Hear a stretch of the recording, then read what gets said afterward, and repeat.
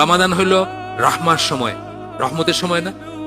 রমাদান হইল এখনকার দিনে আমাদের জন্য ফিতনা টাইম, ইউনিটি টাইম না, ফিতনা টাইম। 20 রাকাত 8 রাকাত, বুঝছেন?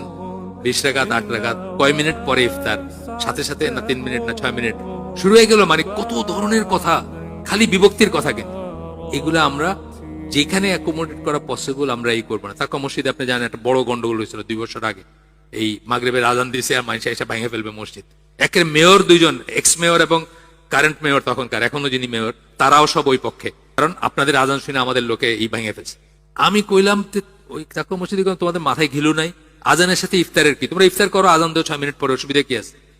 আজান ওদের সময় দাও না, অসুবিধা কি আছে? আজানের সাথে ইফতারের কি সম্পর্ক? ইফতার হচ্ছে সানসেট ব্যাপার, তাইলে তো গন্ডগোলটা হইতো না। এই জিনিসটাতে হিকমা, যে আমরা শুধু শুধু কেন বিভক্তি করব। আজকে আলহামদুলিল্লাহ তাকওয়া মসজিদে জায়গা হয় না মানুষের।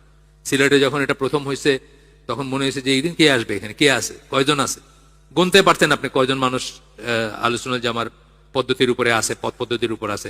এখন তাকওয়া মসজিদে জায়গা দিতে পারেন। একটু ধৈর্য, একটুই, শুধু শুধু যেটাতে বিভক্তি না আনলে চলে সেটাতে বিভক্তি আনবেন না।